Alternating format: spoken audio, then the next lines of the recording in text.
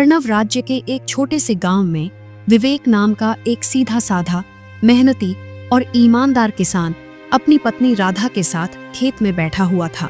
देखो, हमारी फसल इस साल बहुत अच्छी होगी, विवेक ने मुस्कुराते हुए कहा। हाँ, क्योंकि मेरी मेहनत के साथ साथ मेरे खेत की जमीन पर तुम्हारी मेहनत का पसीना भी शामिल है, राधा। राधा ने स्नेह से उत्तर दिया। हाँ, सारे गांव में केवल तुम ही मेहनती और ईमानदार हो।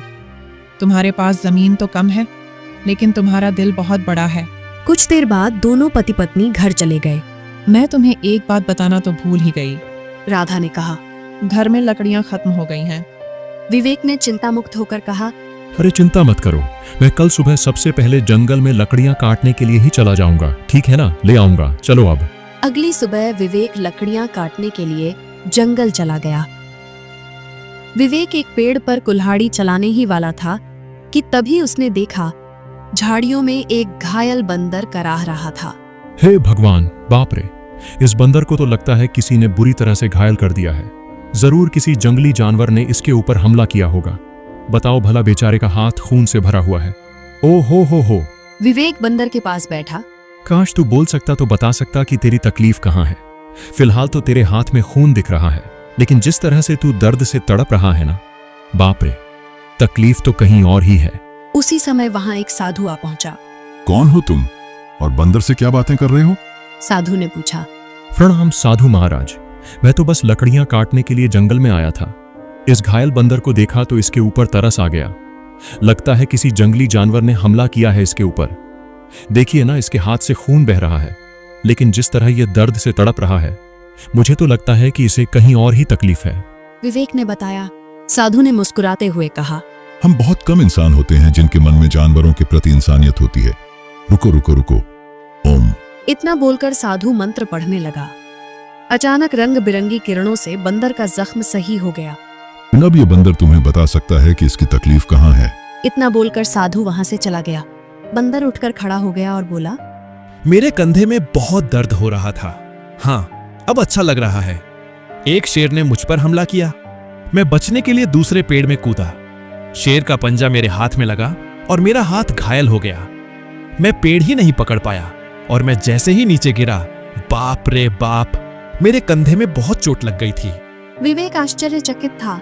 अरे, तुम तो बिल्कुल मनुष्य की आवाज में बात कर रहे हो, यह कैसे संभव हुआ? बंदर ने उत्तर दिया।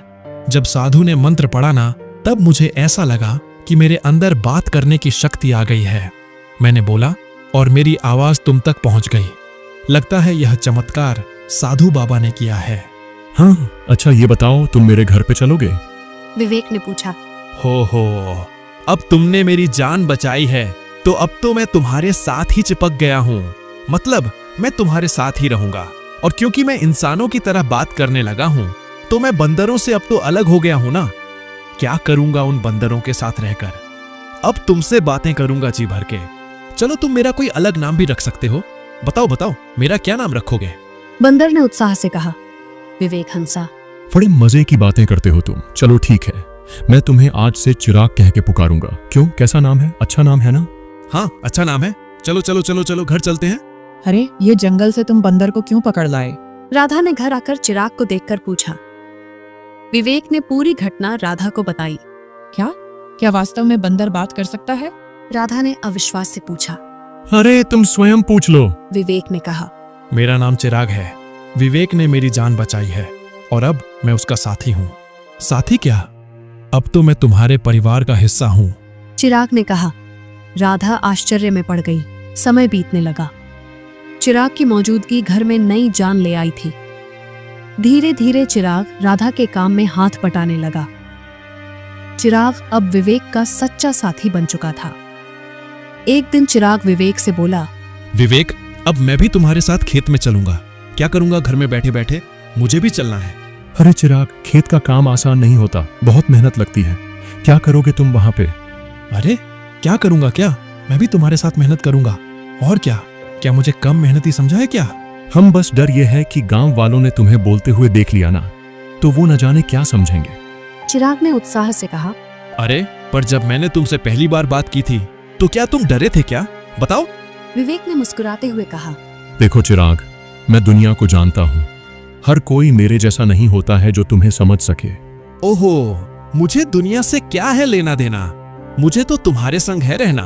मेरा मतलब ये है कि मुझे बस तुमसे मतलब है, क्योंकि मैं तुम्हारा साथी हूँ। विवेक मुस्कुराया और अगले दिन चिराग को साथ लेकर खेत चला गया। कुछ ही दिनों में चिराग ने खेती की हर बात सीख ली। अब वो विवेक का सच्चा मददगार बन गया था। विवेक, अरे आज की मिट्टी तो बहुत भारी लग रही है। चिराग ने कहा। चिराग, अब तो तू पक्का किसान बन गया है, मिट्टी का भी फर्क समझने लगा है। विवेक ने कहा। चिराग की बात अब गांव में फैलने लगी थी और यह बात आखिरकार पहुंची राजकुमार के कानों तक, जो उस इलाके का शक्तिशाली जमींदार था। क्या विवेक के घर एक बंदर है जो इंसानों की तरह बोलता है? राजकुमार ने पूछा। हाँ जमींदार साहब, मैं खुद देख चुका हूँ। अरे मैंने तो उसे बोलते हुए सुना भी है। पहली बार तो मैं डर गया था। उसके साथी बलदेव ने बताया। अरे भैया, तो फिर उस बंदर को लेकर तमाशा करना चाहिए, उससे तो बड़ी अच्छी कमाई होगी। राजकुमार ने कहा। ये बात आपने बिल्कुल पते की कही जमींदार साहब। राजकुमार की हंसी कुछ देर चली, फिर वो गंभीर हो गया। इस विवेक की जमीन पर मेरी नजर बहुत समय से है। बाकी सब तो मेरे कर्जदार बन चुके हैं, पर यह ससुरा विवेक यह कभी झुका ही नहीं। उसकी जमीन बहुत उपजाऊ है। नहीं, बलदेव ने बताया। बंजर में भी फसल उग जाती है। अरे इसमें मिट्टी का कोई खेल नहीं है बलदेव। उसकी किस्मत और सितारे बुलंद हैं, पर जिस दिन वो सितारे गिरेंगे ना, उसी दिन यह खेत मेरा होगा और विवेक मेरे कदमों में होगा। देख लेना तुम। समय ऐसे ही बीतने लगा। एक दिन विवेक और चिराग जब खेत से घर लौटे तो आंगन में बैठी राधा को देखकर दोनों के चेहरे पर चिंता की रेखाएं खींच गईं। अरे राधा, क्या हुआ? ये कैसी खांसी है? विवेक ने पूछा। कुछ दिनों से खांसी हो रही है, अब तो दिन ब दिन और भी बढ़ती जा रही है। राधा ने बताया। विवेक, इसे नजरअंदाज मत करो। किसी अच्छे वैद्य को तुरंत बुलाना चाहिए। चिराग ने सुझाव दिया। विवेक ने देर न करते हुए गांव के एक अनुभवी वैद्य को बुला लिया। वैद्य ने राधा को ध्यान से देखा। विवेक, देखो, इन्हें एक विचित्र बीमारी हो गई है। अगर समय पर इलाज ना मिला तो ये जानलेवा हो सकती है। हाँ, नहीं वैद्य जी, आप तो इलाज शुरू कीजिए, मैं कोई कसर नहीं छोड़ूंगा। विवेक ने दृढ़ता से कहा। उस दिन से विवेक का सारा धन अपनी पत्नी के इलाज में लगने लगा। हफ्तों बीतते गए और एक दिन ऐसा आया जब उसकी सारी जमा पूंजी खत्म हो गई। उस दिन विवेक घर पर अकेला बैठा था। ऐसे उदास मत बैठिए, मैं अपने आप ठीक हो जाऊंगी। राधा ने कहा। ऐसा मत कहो राधा, मैं तुम्हें इस हालत में नहीं देख सकता। विवेक ने दर्द से कहा। तो अब क्या करोगे? जो कुछ था सब तो मेरे इलाज में लगा दिया। अब तो बीज खरीदने तक के पैसे नहीं बचे। विवेक सिर झुकाए बैठा था। तभी चिराग तेजी से दौड़ता हुआ आया। विवेक, हिम्मत मत हारो। तुम्हारे दो भाई इस गांव में रहते हैं और तुमसे ज्यादा धनी भी हैं। उनसे मदद क्यों नहीं मांगते हो? हैं? विवेक को यह बात ठीक लगी। उसी शाम वो चिराग को साथ लेकर अपने बड़े भाई अमित के घर गया। हो विवेक, क्यों भाई आज हमारे घर का रास्ता कैसे भूल गए हैं? अमित ने व्यंग्य से कहा। भैया, राधा की बीमारी के बारे में तो अब गांव में सब जानते हैं। मैंने जो कुछ कमाया सब इलाज में लग गया। अब कुछ धन की जरूरत है भैया। विवेक ने याचना की। तुम तो जानते हो मेरी फसल इस बार खराब हुई है। अब खुद मुझे उधारी लेना पड़ रहा है, तो मैं तुम्हें कहां से दूं? अमित ने बहाना बनाया। विवेक कुछ नहीं बोला, सिर झुकाकर बाहर निकल आया। अरे वो झूठ बोल रहा था विवेक। मैंने उसके चेहरे को देखा है, वो देना ही नहीं चाहता था। चिराग ने कहा। हाँ जानता हूँ रे चिराग, पर चलो एक और भाई है, उनसे मिलते हैं, चलो। अब दोनों रमेश के घर पहुंचे। रमेश ने दरवाजा खोला और विवेक को देखकर चौंक गया। ओ विवेक, आज भाई की याद कैसे आ गई? रमेश ने कहा। भैया, मेरी पत्नी राधा बहुत बीमार है, थोड़ा सा धन चाहिए इलाज के लिए। क्या? अरे बंटवारे में वैसे भी तुझे ज्यादा जमीन मिल गई थी, उसे बेच नहीं देता? मेरे पास धन का पेड़ लगा है क्या जो मांगने चला आया? झूठ मत बोलो भैया, सच तो यह है कि तुमने और अमित भैया ने मेरे हिस्से की जमीन भी दबा ली थी। मुझे 6 बीघा जमीन मिलनी थी, बस 2 ही बीघा मिली है। 2 बीघा। रमेश ने गुस्से से कहा। अरे निकल जा यहाँ से। अगर कर्ज लेना है तो जमींदार के पास जा, मुंह उठा के चले यहाँ से, भाग यहाँ से। कैसे भाई हैं तुम्हारे विवेक? एक भी मदद को तैयार ही नहीं है। चिराग ने कहा। हाँ, इस दुनिया में इंसान ऐसे ही होते हैं, मतलबी, अपना पराया कुछ नहीं देखते। विवेक ने उदासी से कहा। चिराग ने पूछा। तो अब क्या करोगे? क्या जमींदार के पास जाओगे? हाँ, मजबूरी है चिराग। मैं नहीं जाना चाहता था, इसीलिए तुम्हारे कहने पर भाइयों के पास गया। अब तुम ही बताओ, मेरे पास और क्या रास्ता बचा है, बताओ। अगले दिन विवेक और चिराग जमींदार राजकुमार की हवेली में जा पहुंचे। उम्मीद उसे कम थी, मगर अपनी पत्नी की खातिर उसने खुद को झुका दिया था। मैं जानता था विवेक, एक ना एक दिन तू चलकर मेरी हवेली में जरूर आएगा भैया। राजकुमार ने घमंड से कहा। आपने बिल्कुल सही कहा था मालिक। जब तक इसकी किस्मत चमक रही थी तब तक बहुत अकड़ में चलता था। अब देखो कैसा मुरझाए मुरझाए सा खड़ा है। बलदेव ने कहा। चिराग ने राजकुमार को रोका और बोला, ए जमींदार, तुम्हें किसी की हालत का मजाक उड़ाने का हक नहीं है। लोग तुम्हारा सम्मान करते हैं, तुम्हें भी दूसरों का सम्मान करना चाहिए, समझे? हे बदरवा, बकवास बंद कर। तू इंसानों की तरह बोलता है, इसका मतलब यह नहीं है कि तू इंसान बन गया है, समझा? हाँ भैया विवेक, बताओ क्यों आए हो? क्या बताएं? आपको तो सब पता है, मेरी पत्नी बीमार है, सारा धन इलाज में चला गया, कुछ धन की आवश्यकता है। विवेक ने कहा। अच्छा, धन चाहिए तो भैया मेरी शर्तें सुन लो। ब्याज 50% और बदले में कुछ गिरवी रखना होगा। राजकुमार ने अपनी शर्त रखी। अब मेरे पास कुछ बचा है क्या जो गिरवी रखूं?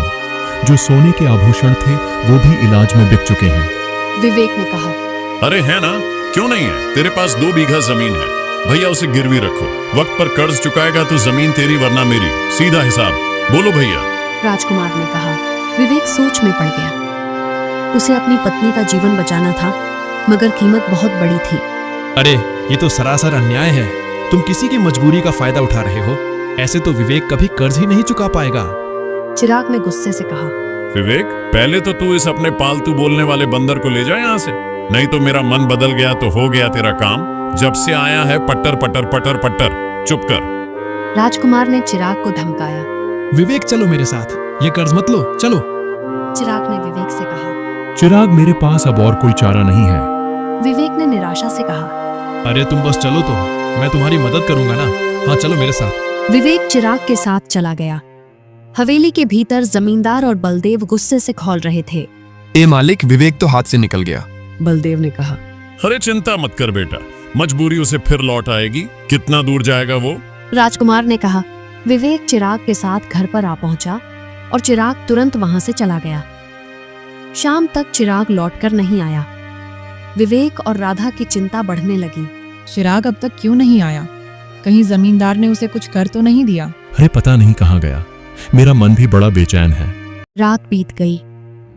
सुबह सूरज की किरणों के साथ ही चिराग वहां पहुंचा, हाथ में एक चमकती जड़ी बूटी के साथ। अरे चिराग, तू कहाँ था? हमें लगा कहीं तुझे कुछ हो तो नहीं गया। विवेक ने राहत की सांस ली। अरे मैं जंगल गया था उन साधु महाराज को ढूंढने, जिनसे मुझे बोलने की शक्ति मिली थी।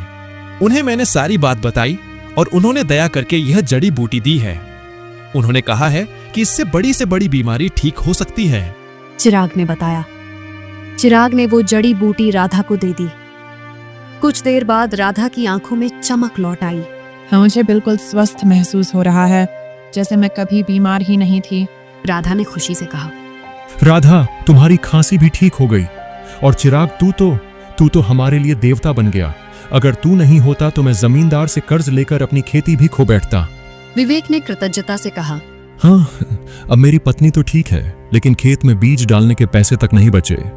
मैं जानता था कि राधा के ठीक होने के बाद तुम्हें बीज की जरूरत पड़ेगी, इसीलिए मैं साधु महाराज से बीज भी लेकर आया हूँ। हाँ, ये देखो। क्या बीज? चिराग ने रहस्यमयी ढंग से कहा। हाँ, उन्होंने यह चमत्कारी बीज दिए हैं। अब देखो, अगर तुम इन्हें अपने खेत में बो दोगे तो ऐसी फसल उगेगी जो पूरे राज्य में किसी ने नहीं उगाई होगी, और सबसे पहले तुम्हारी फसल ही तैयार होगी। हाँ, मजा आ गया ना? इतनी जल्दी? चिराग ने बताया। हाँ, लेकिन एक शर्त भी दी है साधु महाराज ने। जब तुम्हारा समय अच्छा हो जाए तब तुम उन लोगों की मदद करना जो जमींदार के कर्ज में दबे हुए हैं। अरे मित्र चिराग, तू मेरा सच्चा साथी निकला। हम दोनों मिलकर अच्छे से खेत में फसल बोएंगे। चल मेरे भाई। अगले ही दिन विवेक, चिराग और राधा ने मिलकर खेत जोता, बीज बोया और आकाश की ओर देखकर मेहनत का वादा किया। कुछ ही दिनों में विवेक के खेत में ऐसी फसल लहराई जैसे किसी ने पहले कभी नहीं देखी थी। गांव वाले चकित रह गए। अरे देखो रे देखो, विवेक के खेत में तो जैसे सोने जैसी फसल लहरा रही है। हाँ, हमारी फसल तो अभी जामी भी नहीं है और इसकी तो फसल भी तैयार हो गई और उसकी बीवी राधा जो कि महीनों बीमार रही अब रोज खेत में काम करती है। भैया यह तो कोई चमत्कार ही लगता है। कुछ दिनों बाद विवेक की किस्मत बदल गई। चमत्कारी फसल ने उसे गांव का सबसे सफल किसान बना दिया। बाजार में उसके नाम की चर्चा फैल गई। विवेक जपो राम नाम, बन गया तू धनवान। जो सोचा था वह हो गया सच। हाँ, वाकई में सच तो हो गया, लेकिन अब बारी है चिराग वादा निभाने की, उन सब की मदद करने की जो जमींदार के कर्ज में डूबे हैं। विवेक ने कहा। हाँ बिल्कुल, चलो आज से ही शुरुआत करते हैं। अपने गांव का विमल का खेत सबसे पहले छुड़ाते हैं। चलो। विवेक और चिराग ने अपना मुनाफा इकट्ठा किया और एक एक कर गांव वालों का कर्ज चुकाने लगे। विमल, अमन, रेशमा सभी ने अपनी जमीन वापस पा ली। विवेक भैया, आज आपने हमें नया जीवन दे दिया, बहुत बहुत धन्यवाद।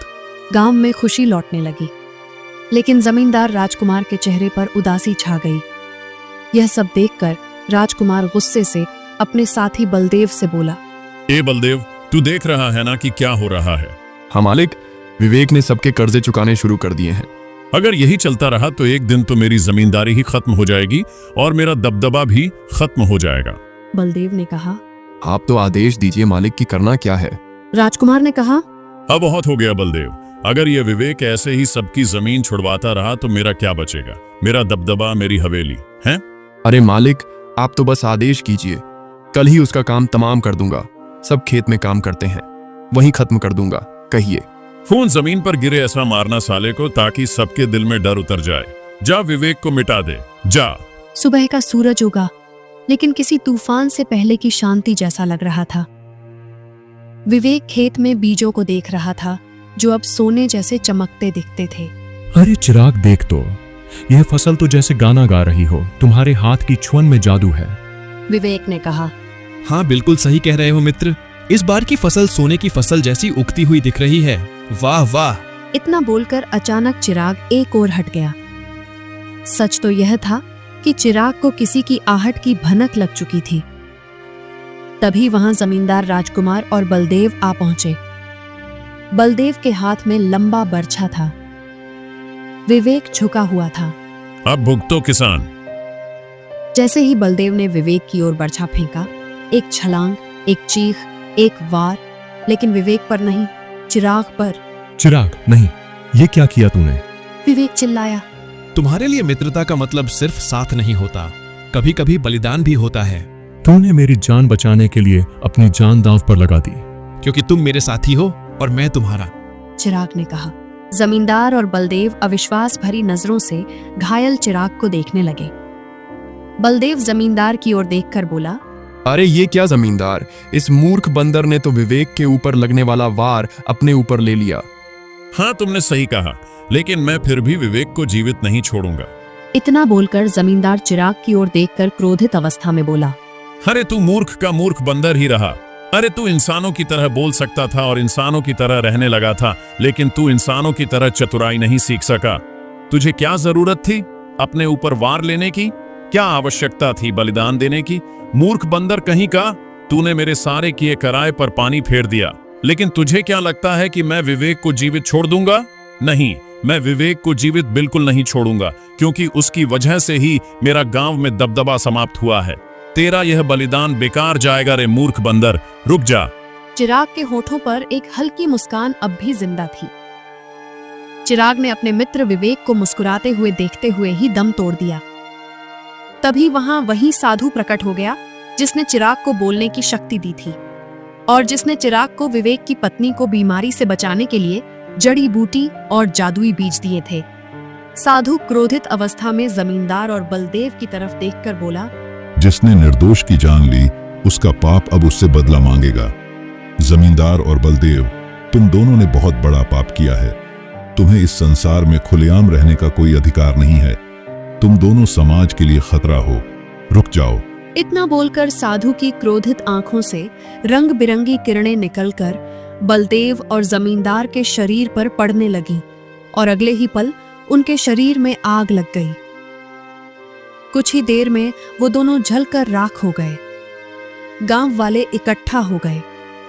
साधु विवेक की ओर देखकर बोला। हाँ, तुम्हारा और चिराग का साथ यहीं तक लिखा था विवेक। लेकिन साधु महाराज, जमींदार के साथी बलदेव ने मेरे ऊपर हमला किया था, लेकिन चिराग ने उसे अपने शरीर पर ले लिया। विवेक ने कहा। हाँ, क्योंकि वह तुम्हारा सच्चा साथी था। जाते जाते चिराग ने अपनी मित्रता का कर्ज चुका दिया। अपने साथी को कभी नहीं भूलना विवेक। इतना कहकर साधु रंग बिरंगी किरणों में वहां से गायब हो गया। गांव वाले नम आंखों से चिराग के बलिदान की सराहना करने लगे। अरे ये कोई साधारण बंदर नहीं था भैया, देवता था, देवता, विवेक का सच्चा साथी। हाँ भैया, इसने अपनी जान दे दी और हम सबको बचा लिया। बहुत अच्छा बंदर था। कुछ दिनों बाद विवेक ने नम आंखों से चिराग की याद में उसी खेत में एक पौधा लगाया जो आगे जाकर बना मित्र वृक्ष। चिराग, तेरे बिना सब अधूरा लगेगा, लेकिन तू मिटा नहीं। तू हर उस फसल में है जो इस धरती से उगेगी। कभी कभी सच्चा साथी इंसान नहीं होता, वो एक जानवर हो सकता है जो बिना शर्त प्रेम करे, रक्षा करे और अगर जरूरत पड़े तो जीवन भी दे दे।